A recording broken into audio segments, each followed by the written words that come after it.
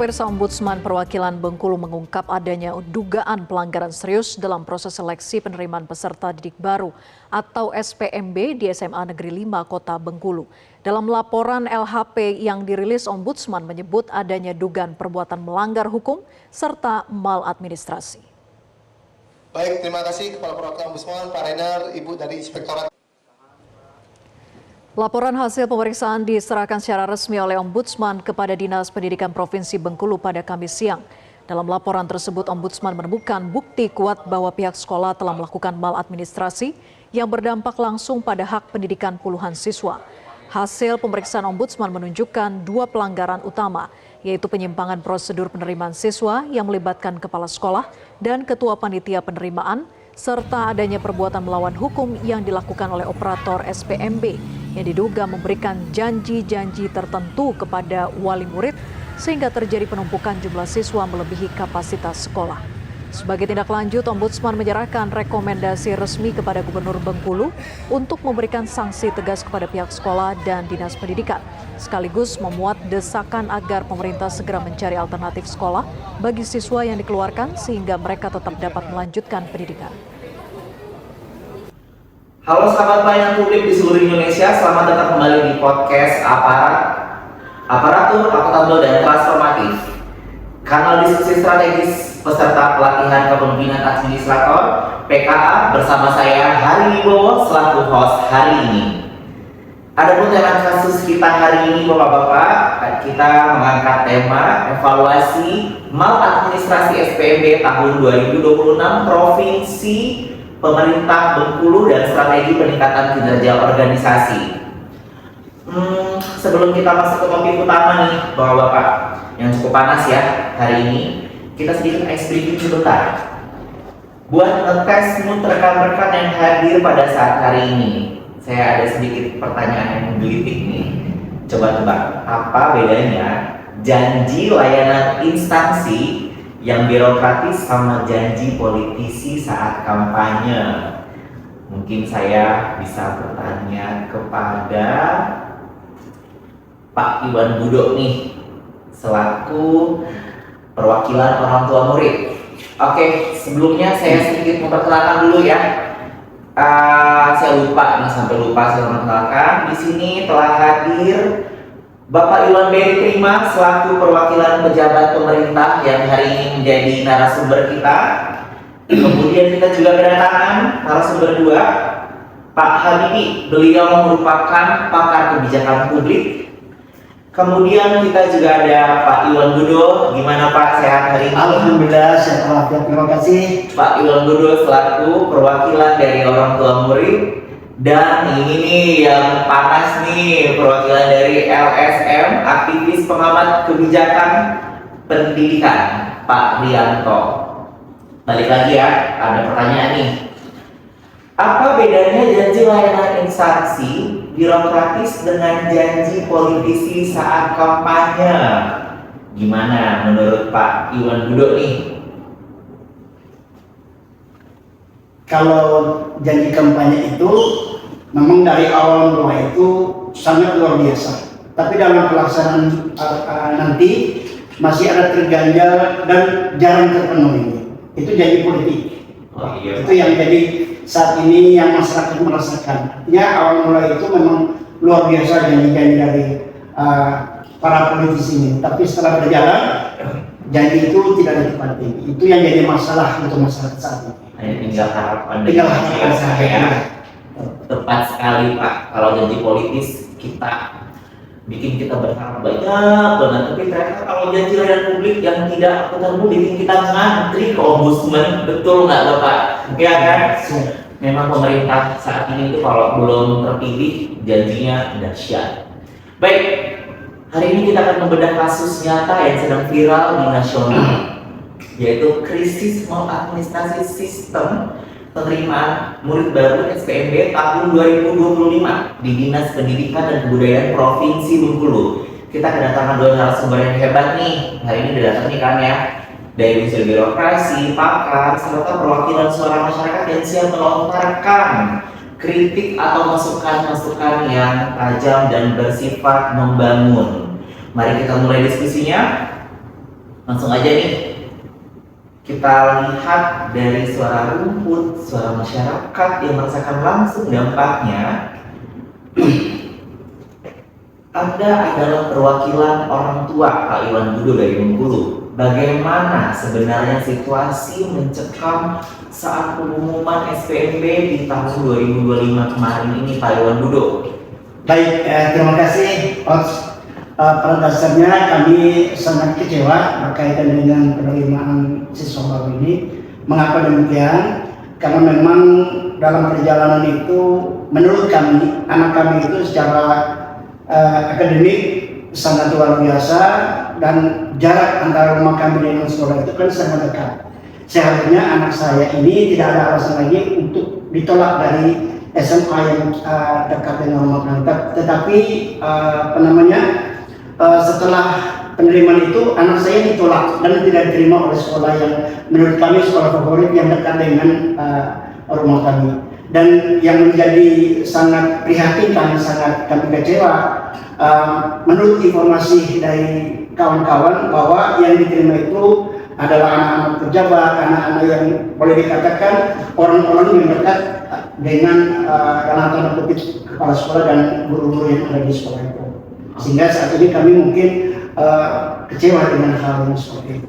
Baik, Pak Iwan. Mungkin kita mendengarkan perspektif lain nih dari Pak Rianto selaku LSM dan sekaligus aktivis di bidang pendidikan. Gimana menurut Bapak? Betul sekali, ini Pak Rian Budo dari perwakilan dari murid. Kita dari perwakilan dari LSM yang pada dasarnya mengamati pendidikan yang ada di Bengkulu ini.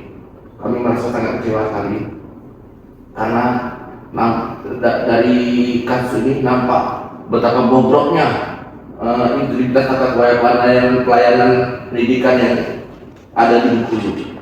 Dari segi pendaftaran yang online tiba-tiba ditutup, ya kan? Itu udah tampak nyata. Bukan kita bisa istilahnya menyerang ke pendidikan Bengkulu atau pemerintah tempat, tapi ini memang jelas nyata ada siluman-siluman yang bermain di belakang, memanfaatkan celah-celah yang masuk agar orang-orang yang dekat dengan kekuasaan atau dekat dengan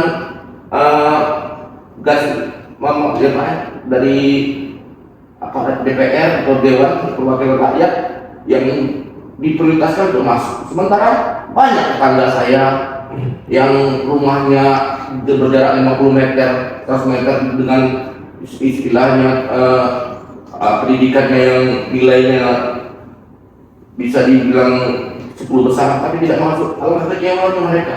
Jadi mereka menyampaikan ke saya untuk disampaikan ke pihak-pihak terkait agar ke depan jangan seperti ini lagi. Malu kita sebagai warga Bengkulu ini dengan pendidikan seperti ini. Mungkin nanti bisa ada narasumber lagi yang bisa menjelaskan permasalahan ini. Mungkin situ aja, Bos. Baik, cukup menarik pembahasan kita hari ini ya. Keluhan yang sangat telak nih dan berbasis fakta lapangan nih untuk pemerintah yang diwakili oleh Pak Iwan Beri. Sekarang kita lempar nih ya ke meja pemerintah nih, selaku Bapak Beri selaku perwakilan. Bagaimana pandangan Bapak menanggapi badai kritik dan temuan maladministrasi yang sudah dilaporkan di Ombudsman ini? Silakan Pak Beri, mungkin kita bisa mendengarkan sedikit verifikasi, klarifikasi. Mohon maaf. Baik, terima kasih. Sebelumnya kami atas nama pemerintah, terutama Dinas Pendidikan Provinsi, kami memohon maaf kepada masyarakat atas kejadian yang terjadi ini, dan yang pasti kami tidak sengaja untuk melakukan itu, Pak. Ya, jadi kami juga tidak membela diri karena ini bagian dari birokrasi, kami tidak membela diri, dan temuan dari LHP Ombudsman juga kami terima ini sebagai bagian dari wake up call atau perbaikan di instansi pemerintah. Kemudian kami juga ingin menyampaikan kepada masyarakat bahwa ada beberapa hal yang terus terang pada saat proses ini berjalan itu kami menemukan beberapa ASN kami yang masih memiliki mental yang kurang baik dalam sebagai aparatur negara. Salah satunya memiliki sifat pakeo. Jadi memang kami menemukan di lapangan ada permintaan dari tokoh A, kemudian dari instansi A, B gitu kan, dan pakeo itu masih ada.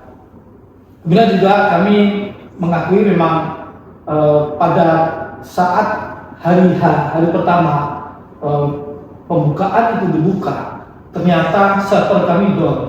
Kami sudah berkoordinasi dengan Dinas Kominfo, memang diakui seharusnya kami punya kapasitas server itu menampung di hari yang sama atau jam yang sama itu sekitar 50.000 orang kami kapasitasnya. Tapi ternyata itu di luar 50.000 orang pada jam yang sama. Sementara kita tahu penerimaan ini kan kurang lebih memperebutkan sekitar 5.000 kursi, berarti 5.000 tempat SMA, SMK dan sekolah luar biasa ya, untuk kewenangan di provinsi. Tapi sekali lagi kami mohon maaf, ini akan menjadi evaluasi besar-besar bagi kami, dan insya Allah ini tidak akan mengganggu integritas kami untuk dapat menjadikan insan-insan pendidikan ini jadi lebih baik.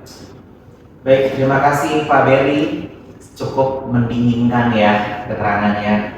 Baik, kita coba mendengarkan nih sudut pandang yang berbeda lagi dari akademisi. Gimana nih menurut Pak Habibie ini perwakilan dari akademisi menyikapi hal yang terjadi ini sebenarnya cukup berat ya permasalahan ini itu. Gimana Pak Habibie? Baik, terima kasih host. Assalamualaikum warahmatullahi wabarakatuh. Waalaikumsalam warahmatullahi wabarakatuh. Setelah saya mendengarkan apa yang telah disampaikan oleh Pak Iwan Budo sebagai orang tua murid yang pada saat ini merasa dirugikan ya terkait tidak masuknya anaknya ke sekolah yang dia inginkan, dan salah satu juga ada pengaduan daripada LSM terkait sistem penerimaan yang terjadi saat ini di Provinsi Bengkulu, tepatnya di Dinas Pendidikan Provinsi Bengkulu, dan ada juga dari kita telah hadir pejabat dari Dinas Pendidikan Provinsi Bengkulu yang pada kesempatan hari juga sudah menyatakan pengakuan kesalahannya dan kesilapannya terkait hal yang terjadi di sistem penerimaan siswa di Provinsi Bengkulu. Terkait permasalahan tersebut di atas, kalau kita dan saya pribadi kalau mengacu kepada pandangan akademisi, kalau kita mengacu kepada teori manajemen kinerja sektor publik yang dicetuskan oleh Bedford dan Halligan terkait manajemen sektor publik, pada prinsipnya Dinas Pendidikan Provinsi Bengkulu ini kalau saya lihat sudah terjebak ke dalam pure performance administration, di mana Dinas Pendidikan Provinsi Bengkulu ini hanya bekerja untuk menggugurkan kewajiban untuk sistem penerimaan siswa baru. Ini program anggaran yang dilaksanakan tanpa memikirkan public value-nya. Ya, public value ini kan nilai-nilai manfaat yang akan didapat oleh masyarakat. Sehingga dengan adanya seperti itu terjadilah hal-hal seperti ini. Dan kalau saya lihat ketika kita implementasikan kepada sistem sektor administrasi publik, kolaboratif justice yang kolaboratif government yang dilakukan oleh Dinas Pendidikan Provinsi Bengkulu dalam manajemen perubahan, mereka sangat tertutup sehingga tidak melibatkan instansi lain seperti Disdukcapil. Sehingga untuk validasi data ini mereka abai, sehingga pengawasan internal juga mereka abai. Itu dibuktikan dari pengakuan dari Bapak Iwan, di mana ada kesilapan dari stafnya. Sehingga kalau saya lihat inovasi tanpa integritas kepemimpinan hanyalah topeng formalitas, Pak. Jadi kalau saya pikir ini ke depan untuk dapat diperbaiki. Mungkin itu dari saya. Terima kasih. Baik, kita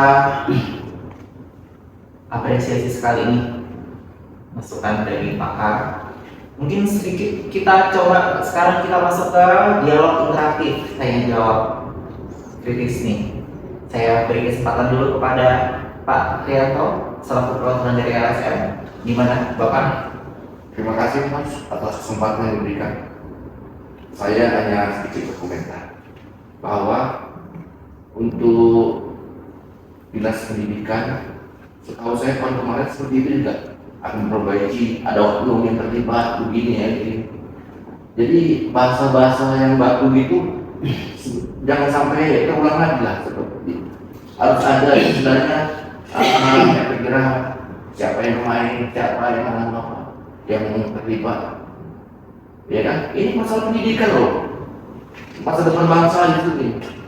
Jadi jangan bermain-main lah dengan masa depan anak-anak kita. Baik, itu aja. Bos, Siap. terima kasih. Pak Rianto, mungkin saya beri kesempatan kepada Pak Habibie untuk menanggapi. Kayaknya apa yang disampaikan Pak Rianto tadi memang sangat tepat dan langsung ke sasaran ya. Kalau saya lihat saat ini dari Dinas Pendidikan Provinsi Bengkulu, khususnya dalam sistem penerimaan siswa baru yang sudah berlalu, biarlah berlalu. Untuk ke depan hendaknya kita harus melakukan perombakan total terkait sistem. Kalau saya lihat ini bisa ditempuh dengan melalui 10 rekomendasi inovasi strategis yang memang sudah ada dalam manajemen kinerja kita. Adapun salah satunya mungkin kita bisa menerapkan dashboard monitoring real time. Jadi publik ini bisa memantau sisa kuota yang ada terhadap siswa yang ada di lokasi tersebut dan pergerakan zonasi, sehingga secara transparan di layar publik masyarakat bisa melihat. Selanjutnya terkait masalah ini harus adanya peringatan dini ya, ini early warning system Pak untuk masalah tersebut, sehingga kalau kita bisa sinkronkan ke berbasis AI, maka jika ada KK baru yang diterbitkan kurang dari 1 tahun untuk penerimaan siswa baru ini, di sistem otomatis dia akan menolak. Nah, jadi kita menghindari adanya penyimpangan itu. Jadi mohon Dinas Pendidikan Provinsi Bengkulu ke depan dapat melihat dan mengevaluasi apa yang terjadi sebelum ini. Mungkin itu Pak. Ya, terima kasih Pak Habibie ya. Kami juga dari sisi internal birokrasi ini menambahkan penguatan manajemen kinerja ASN. Yang pertama kaitan dengan KPI berbasis integritas, di mana panitia SPMB yang terbukti melakukan kesalahan, melanggar aturan itu langsung kita berhentikan, kita copot dan dikenakan sanksi disiplin tegas, strict punishment. Kemudian juga kami juga langsung membentuk satgas kolaboratif government, ya. Melibatkan ombudsman, kemudian LSM seperti Pak Rianto ini. Terima kasih Pak, Bapak selama ini sebagai pemerhati pendidikan yang memberikan masukan kepada kami. Kemudian juga kami melibatkan orang tua murid, Pak Iwan dulu. Kita sama-sama untuk mengawasi seluruh instruksi secara independen agar lebih baik. Baik, wah semakin banyak nih pembahasan kita di hari ini ya.